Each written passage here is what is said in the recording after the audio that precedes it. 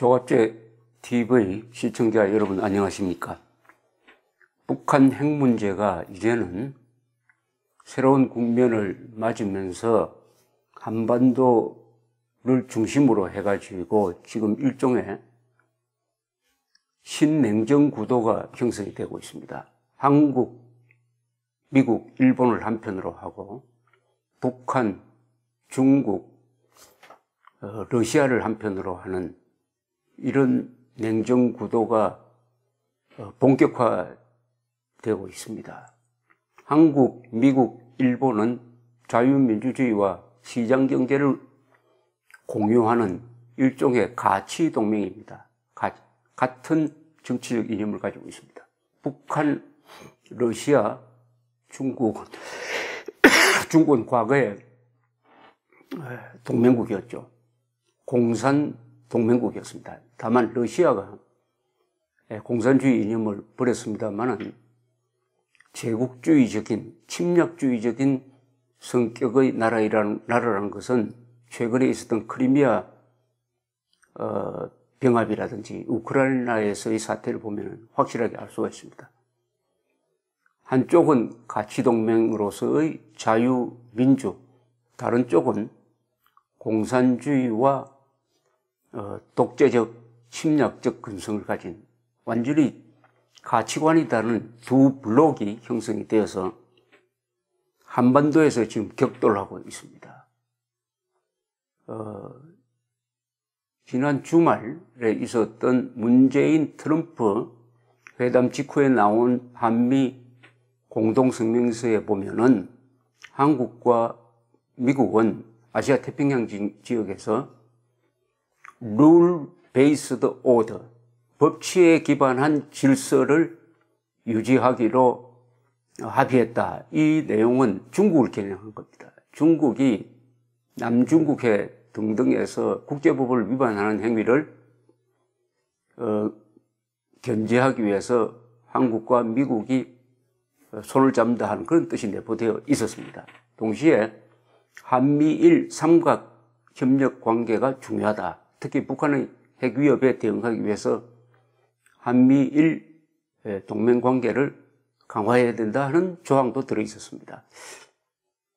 여기에 대해서 중국이 어떻게 나올까 궁금했는데 중국이 거기에 대응하는 의미에서 몇 가지 카드를 꺼냈습니다. 시진핑 중국 주석은 지난 3일 모스크바를 방문해가지고 푸틴 러시아 대통령과 만나서 정상회담을 했는데 한국의 사드, 고고도 미사일 방어체계, 사드를 배치하는 것은 그 지역 내의 역학 관계를 바꾼다. 반대를 한다고 명백하게 이야기했습니다. 지역의 전략 균형을 무너뜨리고 한반도 비핵화와 지역 평화 및 안정을 저해야 한다. 말도 아닌 주장이죠. 그러나 시진핑 그리고 푸틴이 합의를 했습니다. 사드 배치 반대에 중국이 러시아까지 끌어들인 것이죠. 자, 그 다음에 또 무슨 수를 썼느냐 하면은 어제 문재인 대통령이 베를린에서 시진핑 주석과 정상회담을 가졌습니다. 이 정상회담에서 두 나라의 입장 차이가 확연하게 드러났습니다. 문 대통령이 사드 배치에 대한 중국의 한국에 대한 압박을 풀어달라고 했더니 거기에 대해서는 시진핑이 명백한 답을 하지 않고 오히려 사드 반대를 거듭 강조하면서 오랜만에 들어보는 중국과 북한 사이는 혈맹관계다. 혈맹관계다라고 이야기를 하면서 25년 전에 비록 중국이 한국과 수교했지만은 그때 김일성이 있을 때 중국이 북한에 반대를 했습니다만 등소평이 그것을 끊고 수교했지만은 북한과의 혈맹관계는 근본적 변화가 없다. 라고 딱 부러지게 이야기했습니다. 시진핑이 이렇게 이야기한 건 처음입니다. 즉 한국과 경제적으로 교류하는 것은 교류하더라도 안보 문제에 관한 중국과 북한은 혈맹 관계라고 했습니다. 혈맹. 혈맹 관계라는 것은 6.25 남침전쟁 때 우리 유엔군의 반격에 의해서 김일성이가 무너지게 되니까 중국이 한 50만을 보내가지고 불법 남침, 불법 개입을 해가지고 우리의 통일을 막은 것. 이것을 자랑스럽게 이야기를 하면서 그래서 중국과 북한이 같이 피를 흘린 관계다. 혈맹. 우리도 가끔 미국과 혈맹 관계라는 이야기를 합니다만은 이 혈맹이라는 말을 했으니까 이 말이 내포하는 것은 중국이 북한의 핵 도발, 핵 개발을 막을 생각이 없다. 막는 척만 하겠다는 뜻으로 해석하는 게 좋을 겁니다. 한 차원 넘어가지고 오히려 북한의 핵 미사일 개발을 미국에 대한 압박 수단으로 오히려 중국이 즐기고 있다, 반기고 있다 라는 쪽으로 해석하는 게 정상적일 것 같습니다. 미국 전문가들 사이에서는 등소평 시절에 중국 국가 지도부가 전략적 결정을 했다는 것입니다. 즉 파키스탄, 리비아, 북한이 핵 개발하는 것은 중국의 안보에 도움이 된다 해서 여러 가지 기술 지원을 했다는 주장을 하고 있습니다. 특히 북한의 핵폭탄 설계에는 중국의 기술이 들어가 있다 이런 주장을 한 적이 있는데 지나놓고 보면은 그 이야기가 맞는 이야기인가 아닌가 생각이 듭니다.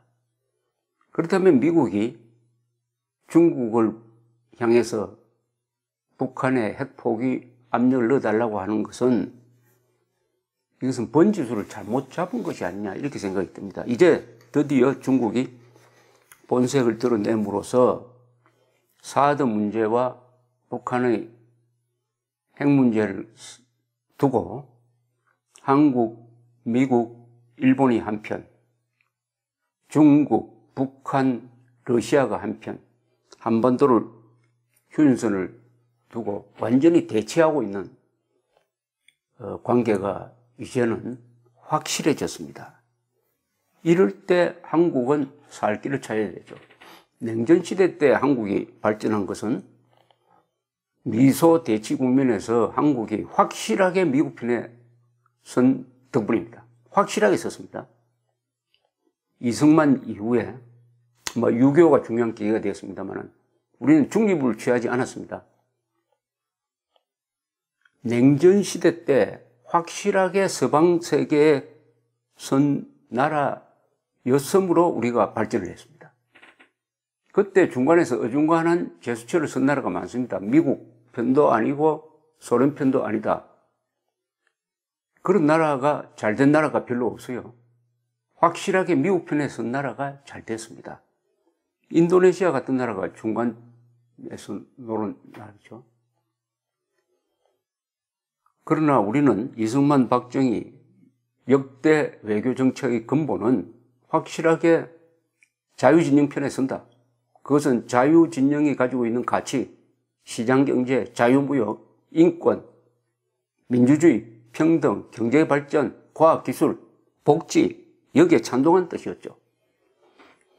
자, 그러면은 대한민국이 이런 상황에서 어떤 편에 서야 되느냐? 그것은 미국 편에 서야 됩니다. 미국, 일본, 그리고 유럽, 북한의 핵 개발을 반대하는 나라가 세계적으로 보면은 한국, 미국, 일본만 있는 건 아니죠. 유럽에서 인도까지도 다 북한의 핵 개발을, 핵무장을 반대하고 있습니다. 그러니까 북한, 러시아, 중국을 빼고 북한의 핵무장을 찬성하고 있는 나라는 없습니다. 우리는 다수 편에 서야 됩니다. 자유진영 편에 서야 됩니다. 선택의 여지가 없습니다. 그런데 문재인 대통령은 어제 독일 베를린 구시청에서 열린 퀘르버 재단 초청 연설에서 한반도 냉전 구조 해체와 항구적 평화 정착을 위한 한반도 평화구상이라는 것을 발표를 했습니다. 여기서 문재인 대통령은 5대 원칙으로서 6.15 공동선언과 14 정상선언 개성을 통한 평화, 북한 체제의 안전을 보장하는 한반도 비핵화 추구, 항구적인 평화체제 구축을 위한 한반도 평화협정 체결, 한반도 신경제지도 구상, 정치 군사적 상황과 분리한 비정치적 교류 협력 사업 추진을 내세웠습니다. 여기에 큰 문제가 있는 대목이 한 두 군데가 있습니다. 첫째, 6.15 공동선언과 14 정상선언을 개성한다. 6.15 공동선언은 그 내용이 헌법에 위반된 내용이 있습니다. 그것을 이어받은 게 14 정상선언입니다. 이 두 선언을 개성한다는 것은 한반도에 평화를 가져오는 것이 아니라 분쟁을 가져오고 국민 분열을 가져옵니다. 그 앞에 있었던 남북 기본 합의서, 1991년에 남북 기본 합의서가 가장 잘된 남북 합의입니다. 그 정신을 개성한다고 하면 되는데, 남북 합의 문서 중에서 우리한테 가장 불리하고 또 북한이 지키지 않은, 북한이 이미 6.15 선언과 14 선언을 무효화시켰습니다. 그런데도 우리가 지키겠다고 합니다. 이거 잘못됐습니다. 더 큰 문제는 항구적인 평화체제 구축을 위한 한반도 평화협정 체결이라는 이 말입니다. 한반도 평화협정 체결. 자, 이 한반도 평화협정 체결한다. 이 북한의 핵위기가 이렇게 극대화되어 있는데 핵을 절대 포기하지 않겠다는 북한과 과연 평화협정을 체결할 수 있느냐? 도대체 평화협정이라는 게 뭐냐? 하는 걸 좀 설명드리려고 합니다. 그런데 놀랍게도 문재인 대통령의 한반도 평화협정 체결 이 주장은 1년 전에 중국에서 나온 주장과 거의 비슷합니다. 그러니까 작년 2월입니다. 왕이 중국 외교부장은 호주 외무장관과 회담한 뒤에 기자회견에서 이렇게 이야기를 했습니다. 중국은 비록 한반도 핵 문제는 중국의 책임이 없지만은 육자회담 의장국으로서 비핵화를 실현하고 정전협정을 평화협정으로 바꾸는 것을 동시에 추진하는 협상을 벌일 것을 제안한다. 이렇게 이야기했습니다. 물론 이것은 무시됐습니다. 그러니까 중국은 한반도 비핵화와 평화협정을 동시에 추진하자. 이렇게 주장했던 것입니다. 미국이나 당시 한국 정부는 비핵화가 먼저고 비핵화를 이룬 다음에 종전선언이나 미북 수교나 평화협정 또는 평화체제 구축을 논의할 수 있다. 이렇게 선후관계를 분명히 했던 것입니다. 동시에 중국은 북한이 핵미사일 실험을 중단하면은 한미 군사훈련을 중단해야 한다 하는 이른바 쌍중단, 양쪽을 가리키는 쌍중단, 이것도 제의했는데 문 대통령의 특보 문정인 씨도 똑같은 주장을 최근에 한 적이 있습니다. 평화협정 그리고 쌍중단, 이게 다 중국에서 나온 이야기입니다. 그러니까 중국 입장을 반영한 발상을 문재인 대통령이 받아가지고 평화협정을 추진한다. 이런 엄청난 제안을 했는데, 여기서부터 이제 본격적으로 평화협정이 도대체 무엇이길래 이것을 지금 추진한다는 게 어마어마한 위험성을 내포하고 있다는 것을 설명드리려고 합니다.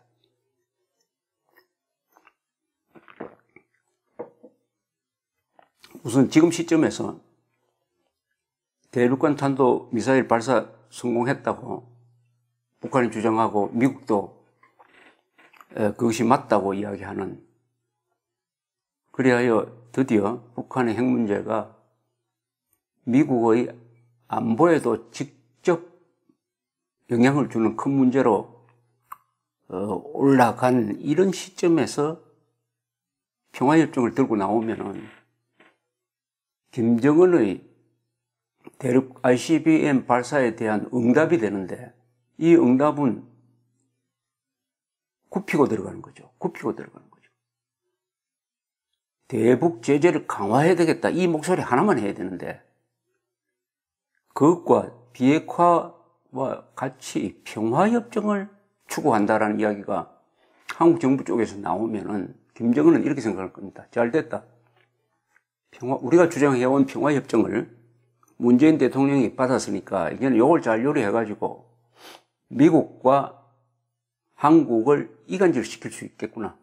동시에 평화협정에 대한 찬반으로 한국 사회가 분열되도록 할 수 있겠구나. 라는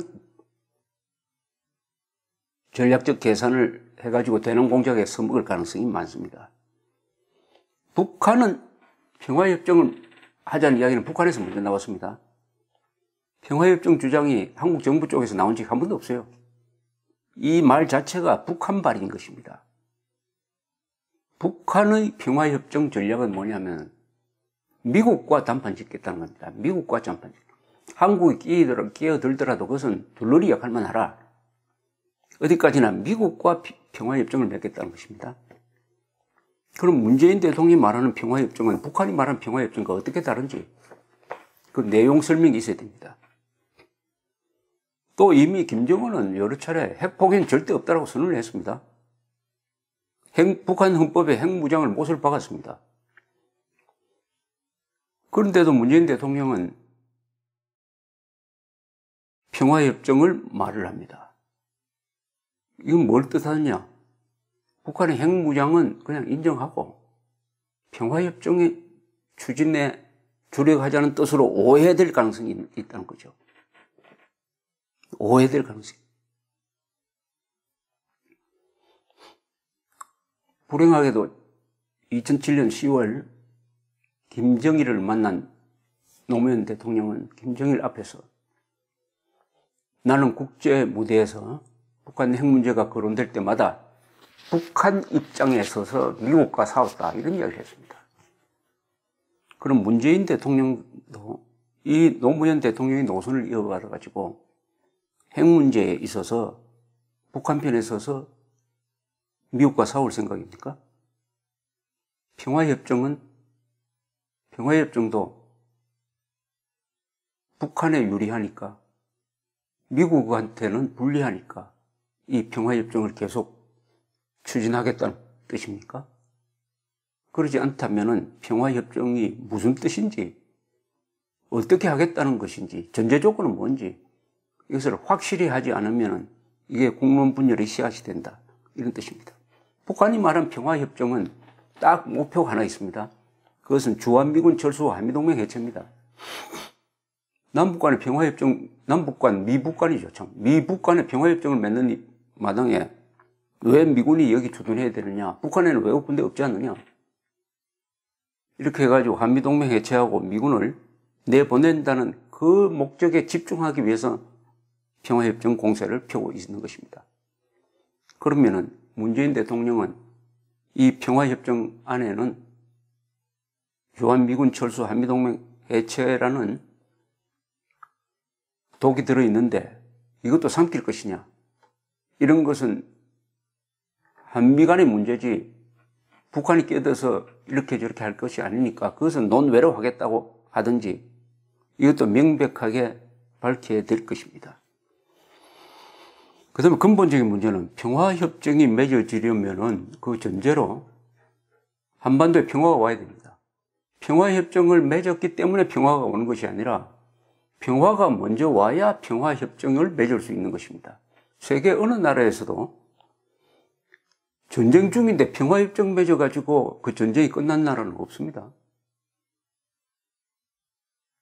그런 거꾸로 된 게 전쟁 중인데 평화협정을 억지로 맺어가지고 결국은 먹혀버린 나라가 있죠. 그게 월남 아닙니까, 월남.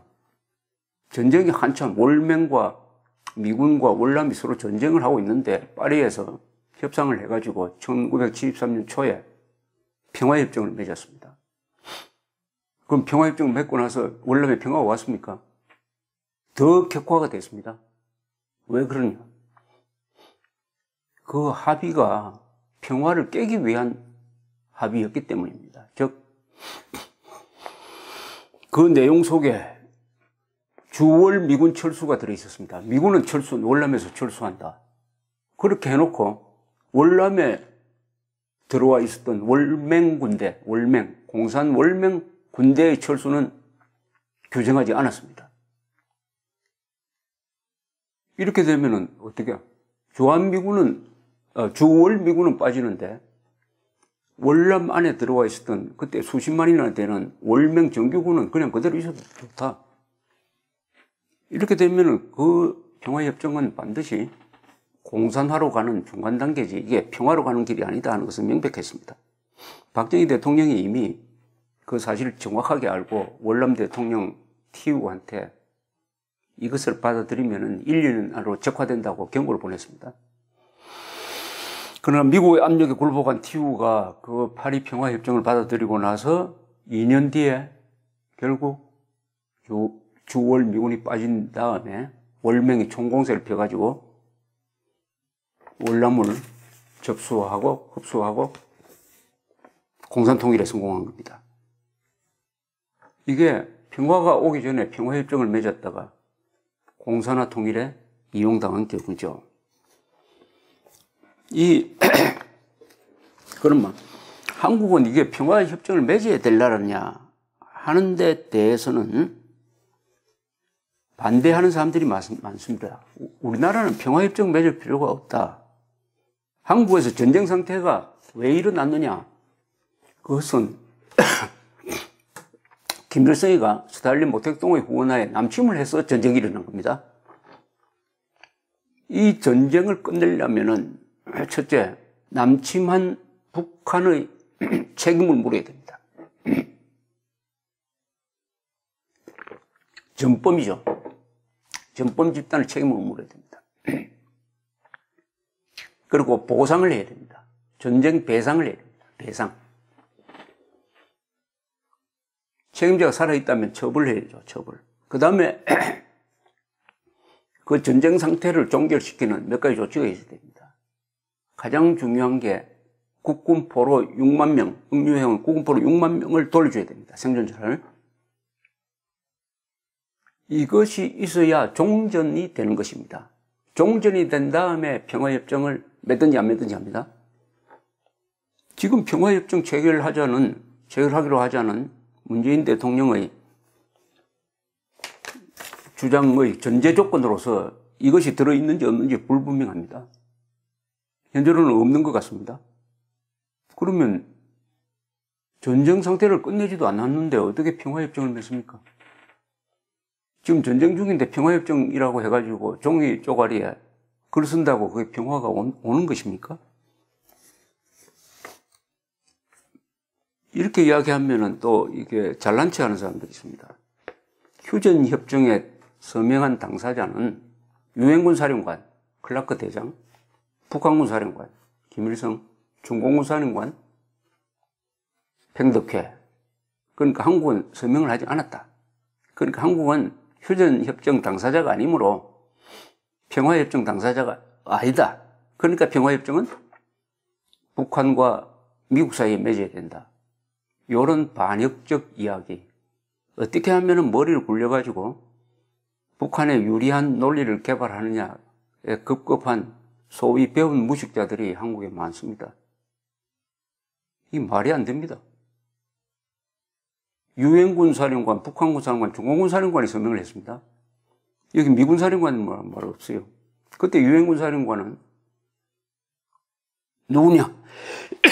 클라크 미군 대장인 것은 분명하지만은 이때 유엔군 안에는 미군만 있었던 것이 아니라 미군, 한국군, 영국군, 프랑스, 콜롬비아, 이디오피아 군대, 터키 군대, 타일랜드 군대, 필리핀 군대, 벨기에 군대, 네덜란드 군대, 룩셈부르크 군대 16개국을 대표하는 유엔군 사령관이 서명을 했으니까 그게 당연히 한국군도 포함되어 있는 것입니다.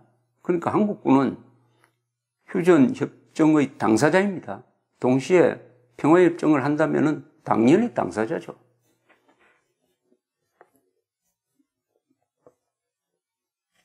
한국을 미국의 식민지로 보려고 하는 북한에 맞춰가지고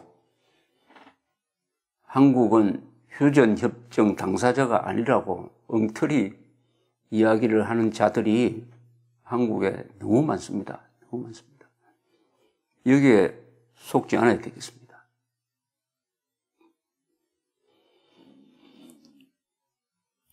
그러면은 이 평화협정이라는 것이 맺어진 과거의 전례를 보면은 1차 세계대전 때 독일이 항복한 다음에 베르사유 조약에서 평화협정이 맺어졌습니다. 패전했으므로 이긴 사람이 확실함으로 평화협정을 맺었던 것입니다. 태평양 전쟁이나 2차 세계대전 때도 또 마찬가지였습니다. 2차 세계대전 때 일본이 항복했으므로 일본과 미국 사이에 샌프란시스코 강화 조약 또는 평화협정이 맺어졌습니다. 그러나 일본의 북방 영토 문제로 소련과 일본 사이에는 지금도 평화협정이 없습니다. 그래도 수교는 할 수 있습니다. 수교. 그렇다고 일본과 소련 사이에 무슨 전쟁 상태가 아니잖아요. 이 말은 평화협정이 있어야 전쟁을 끝낼 수 있다는 것은 말이 아니라는 뜻입니다. 말이 아니라는 뜻입니다. 얼마 전 미국 소리 방송에 의하면은 수미 테리 전 백악관 국가안보회의 한국 담당 보좌관이 자신의 트위터에 북한은 평화를 원해서가 아니라 한국에서 미군을 쫓아내기 위해 평화협정을 추진하는 것이다. 이렇게 주장을 했습니다. 서면 정언에서 하원 외교위원회 서면 정언에서는 북한은 정전협정을 대체할 효과적이고 지속적인 평화 메커니즘을 구축하려는 것이 목적이 아니라 한국에서 미군을 철수시키고 한미동맹을 해체시키기 위해 평화협정을 요구하고 있다. 이렇게 정확하게 보고 있습니다. 그런데 문재인 대통령이 그 북한 정권의 한반도 공산화 대전략의 핵심인 평화협정을 무시하지 않고 오히려 평화협정을 추진하자 이렇게 제안을 했습니다. 이걸 북한이 어떻게 역이용할지 앞으로 조심스럽습니다. 조심스럽게 지켜봐야 될 겁니다. 북한이 이걸 어떻게 역이용하느냐. 좋다, 논의해보자. 이렇게 하면 남북 간의 회담은 열리겠지만은 그 자리에서 북한 측은 우리는 평화협정은 미국과 맺는다.